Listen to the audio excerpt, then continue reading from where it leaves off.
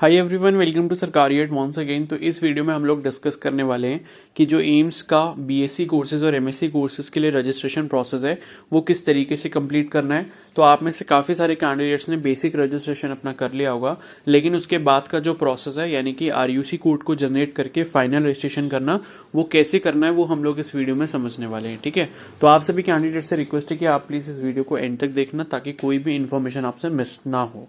और यहाँ पर एक और इम्पॉर्टेंट इन्फॉर्मेशन मैं आपको बता देता हूँ कि अगर आप ईडब्ल्यूएस या ओबीसी कैटेगरी से अप्लाई कर रहे हो और मान लो कि अगर आपके पास अभी आपका सर्टिफिकेट नहीं है या रिन्यू आपने नहीं करवाया और मान लो ऐसा होता है कि बाद में वो नहीं भी बन पाता है, तब भी कोई प्रॉब्लम आपको नहीं होगी। आप इजीली अपना जो फॉर्म है वो ईडब्ल्यूएस या ओबीसी से फिल कर सकते हो।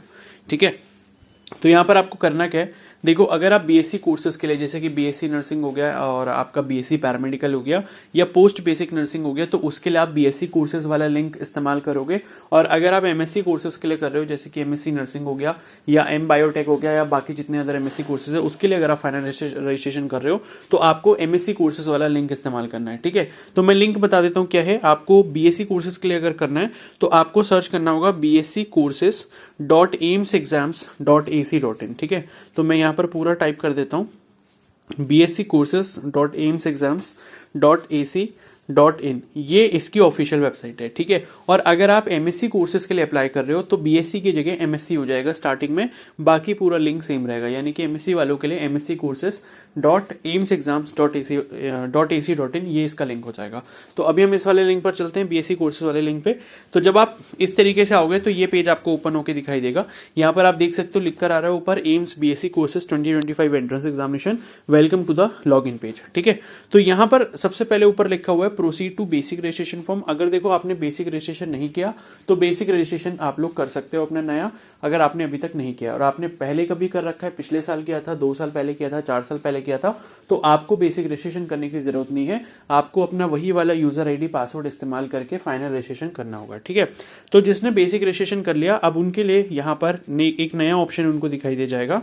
ठीक है, तो ये नीचे जो लिखा हुआ है आरयूसी जनरेट या रीजनरेट।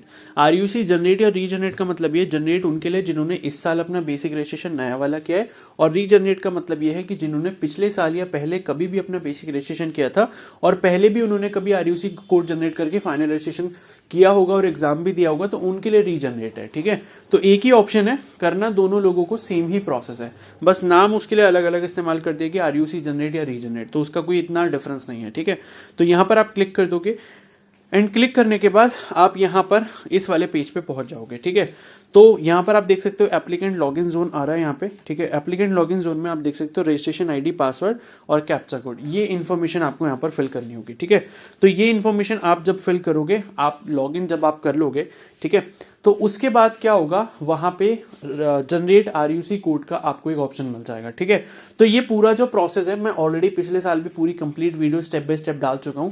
अगर आपको पूरी वो वीडियो देखनी है स्टेप बाय स्टेप कैसे किया है तो उसका लिंक मैं आपको कमेंट सेक्शन में प्रोवाइड कर रहा हूं, वो देख लेना। बट मैं आपको ऐसे ही बता दे रहा हूं कि क्या क्या चीजें अभी आपको आगे करनी होगी।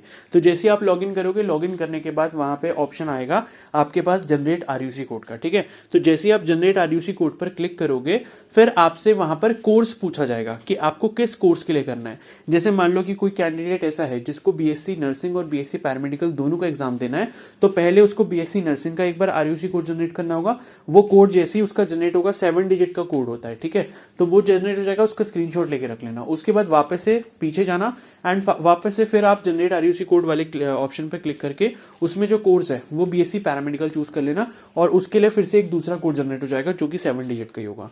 तो जितने कोर्सेज के लिए आपको अप्लाई करना है उतने सभी कोर्सेज के लिए आपको आरयूसी कोड अलग अलग जनरेट करना होगा। ठीक है, अब आरयूसी कोड जब आपने एक बार जनरेट कर लिया उसके बाद आपको क्या करना है, अब अपना फाइनल रजिस्ट्रेशन प्रोसेस कंप्लीट करना है। ठीक है, तो फाइनल रजिस्ट्रेशन आपको कैसे करना होगा, उसके लिए वापस से आप जो है वही वाला लिंक इस्तेमाल करोगे bsccourses.aimsexams.ac.in और वापस से इस वाले पेज पर आ जाओगे। तो यहां पर आप देख सकते हो इस वाले पेज पर क्या लिख के आ रहा है, final registration after generation of code. तो फाइनल रजिस्ट्रेशन तभी होगा जब आप अपना आरयूसी कोड जनरेट कर चुके होगे। अब आरयूसी कोड मान लो आपने दोनों ही कोर्सेज के लिए किया है, ठीक है, बीएससी नर्सिंग के लिए भी किया है या बीएससी पैरामेडिकल के लिए किया है, और मान लो एमएससी केस में क्या हो सकता है कि आपने एमएससी नर्सिंग के लिए भी कर रखा है या बाकी किसी अदर एमएससी कोर्स के लिए भी कर रखा है, तो आपको अलग अलग आरयूसी कोड ही जनरेट करना होगा।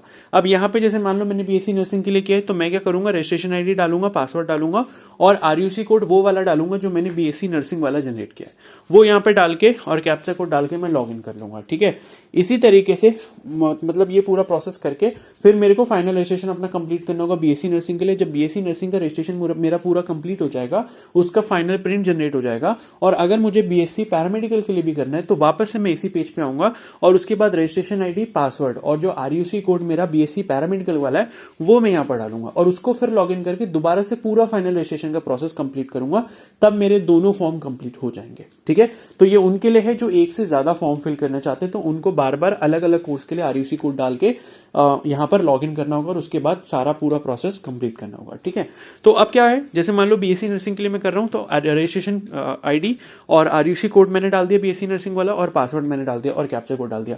तो जैसे ही मैं लॉग इन करूंगा, लॉग इन करने के बाद जो है मुझे अपनी क्वालिफिकेशन वाली जो इन्फॉर्मेशन है वो डालनी होगी। ठीक है, जैसे बीएससी नर्सिंग के लिए कर रहे हैं तो वहां पर आपकी 10th की डिटेल्स, 12th की डिटेल्स, 12th के सब्जेक्ट के मार्क्स, ये सब चीज़ें आपसे पूछी जाएंगी। तो आपकी जो भी मार्कशीट में मार्क्स वगैरह लिखे हैं आउट ऑफ 100 वो आपको वहां पर अपने मेंशन करने होंगे।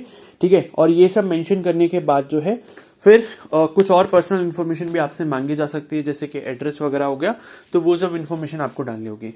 एंड उसके बाद फिर आपको क्या करना है, फिर यहाँ पर आपसे लास्ट में जो है मतलब फिर आपको पेमेंट करना होता है। ठीक है, पेमेंट जो है आप ध्यान रखना कि पेमेंट जब भी आप करो तो क्रेडिट या डेबिट कार्ड का इस्तेमाल करके ही करना, यूपीआई से पेमेंट मत करना, क्योंकि यूपीआई या नेट बैंकिंग वगैरह से पेमेंट के फेलियर के चांसेस काफी ज्यादा रहते हैं। तो क्रेडिट या डेबिट कार्ड का इस्तेमाल करके ही आप पेमेंट करना। और ये ध्यान रखना कि जो अच्छे बैंक हैं, जिनके सर्वर्स अच्छे हैं, जैसे कि आईसीआईसीआई बैंक हो गया या बैंक ऑफ बड़ौदा हो गया, एचडीएफसी बैंक हो गया या एक्सिस बैंक हो गया, इन्हीं बैंक के एटीएम कार्ड या फिर क्रेडिट कार्ड से आप लोग पेमेंट करें तो ज्यादा अच्छा रहेगा क्योंकि इनका सक्सेस रेट सबसे ज्यादा रहता है। ठीक है, तो पेमेंट जब आप कर लोगे और लास्ट में फिर आपसे पूछा जाएगा एग्जाम सेंटर के बारे में। ठीक है, तो आपको 3 चॉइसेस यहां पर डालनी होती है अपने एग्जाम सेंटर की, यानी कि मतलब आपसे प्रायोरिटी पूछी जाएगी कि पहले नंबर पे आप एग्जाम सिटी किसको डालना चाहते हो। तो भाई हर कोई यही सोचता है कि मुझे एग्जाम सिटी अपने घर के पास मिले, तो जितने भी ऑप्शंस वहां पर आते हैं पहले आपसे स्टेट पूछी जाएगी कि किस स्टेट में आप देना चाहते हो, और फिर उस स्टेट में जिस जगह के लिए आप अप्लाई करना चाहते हो वो आप वहां पर देख लेना। तो एग्जाम सिटी आप सबसे पहले वो चूज करोगे जो आपके घर के सबसे पास है उस लिस्ट में, उसके बाद दूसरे नंबर पे वो चूज करोगे जो उस वाले सेंटर से, पहले वाले सेंटर से थोड़ा सा दूर है, और तीसरे नंबर पे वो दूर करोगे, वो सिलेक्ट करोगे जो थोड़ा और दूर है। मतलब ये है कि आप अपने डिस्टेंस के अकॉर्डिंग 3 एग्जाम सेंटर्स को चूज कर लोगे, और जब आप ये करोगे और उसके बाद आप फाइनल सबमिट कर दोगे तो वहां पर फाइनल प्रिंट आउट आ जाएगा। उस प्रिंट आउट को आपने सेव करके रख लेना है, वो आगे फ्यूचर में एडमिशन के टाइम पे आपको काम आएगा। ठीक है, तो जो बेसिक रजिस्ट्रेशन वाला प्रिंट वाला पेज है वो भी आपको संभाल के रखना है, और जो फाइनल रजिस्ट्रेशन का प्रिंट वाला पेज होगा वो भी आपको बहुत अच्छे से संभाल के रखना है। ठीक है, तो ये सारी चीजों का आपने ध्यान रखना है, और अपना जो भी आपने बेसिक रजिस्ट्रेशन किया है प्लीज आप उसको एक बार सही से चेक कर लेना कि आपने अपना नाम, father name, mother name, date of birth, ये चारों चीजें जो भी आपने मेंशन करी हैं अपने बेसिक रजिस्ट्रेशन में, वो आपकी 10th की मार्कशीट से एग्जैक्टली मैच होनी चाहिए। अगर वो मैच नहीं हो रही है, अगर आपने कुछ गड़बड़ कर दी है, तो प्लीज उसको सही जरूर कर लें या उसका रजिस्ट्रेशन दोबारा कर लें। ठीक है, और दूसरी इंपॉर्टेंट चीज ये ध्यान रखनी है कि अगर आपके आधार कार्ड में इंफॉर्मेशन कुछ गड़बड़ है, जो 10th में आपकी इंफॉर्मेशन दी गई है 10th क्लास की मार्कशीट में, अगर उससे मैच नहीं हो रही है आधार कार्ड में, तो प्लीज आप जल्दी से जल्दी आधार कार्ड में अपना जो करेक्शन है वो करवा लें, वरना आपको एग्जाम देने में प्रॉब्लम आ सकती है। और एक और इम्पॉर्टेंट बात यहाँ पर यह है कि अगर आपके आधार कार्ड में आपका जो फोटो लगा हुआ है वो 5 साल से ज्यादा पुराना है, तो प्लीज आप उसको भी अपडेट करवा लें, वरना एग्जाम सेंटर पर आपको रोका जा सकता है। और ये सिर्फ एम्स के लिए नहीं मैं बात कर रहा हूँ, ऐसा नीट में भी आपके साथ हो सकता है अगर आपने नीट का फॉर्म फिल किया है। ठीक है, तो आप इन सब चीजों का ध्यान रखना। बाकी और भी जो इन्फॉर्मेशन आएगी एम्स के रिगार्डिंग वो मैं आपको बताता रहूंगा। और यहाँ पर एक और इम्पोर्टेंट इन्फॉर्मेशन दे देता हूँ मैं आपको कि अगर आप मेरे पर्सनल मेंटरशिप प्रोग्राम में एनरोल करना चाहते हैं, जिसके थ्रू आपको आगे के जो भी प्रोसेस है, रजिस्ट्रेशन प्रोसेस है या फिर जो काउंसलिंग का प्रोसेस होगा एग्जाम देने के बाद, अगर आपको उसमें हेल्प चाहिए, और सिर्फ एम्स के लिए नहीं बाकी जितने भी एग्जाम्स होते हैं, चाहे आपके स्टेट के नर्सिंग और पैरामेडिकल एग्जाम्स हो, या नीट का एग्जाम हो, या नीट के बेसिस पे अगर आपको बीएससी नर्सिंग में एडमिशन लेना है, तो उसमें अगर आपको मेरी हेल्प चाहिए या गाइडेंस चाहिए तो आप उस मेंटरशिप प्रोग्राम में एनरोल कर सकते हैं।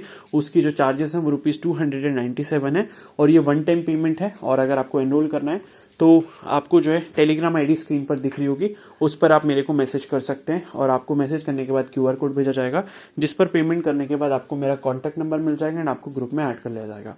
एंड उसके बाद आपके जितने भी डाउट्स हैं वो आप मेरे से डायरेक्टली कॉल पर डिस्कस कर सकते हैं। ठीक है, तो आई होप सारी इन्फॉर्मेशन आपको क्लियर है। बाकी स्टेप बाय स्टेप पूरा वीडियो अगर आपको देखना है कि इन्फॉर्मेशन मैंने कैसे फिल करी है पूरे फॉर्म में, तो उसका लिंक मैं आपको कमेंट सेक्शन में दे रहा हूँ, आप उस पर क्लिक करके उस वीडियो को पूरा देख लो, आपको सारी चीजें समझ आ जाएंगी। ओके, और अगर ये वीडियो आपको हेल्पफुल लगी तो प्लीज जरूर लाइक कर देना, चैनल पर नए तो सब्सक्राइब कर लो एंड बेल आइकन को प्रेस कर लो। Okay, so thank you and have a nice day.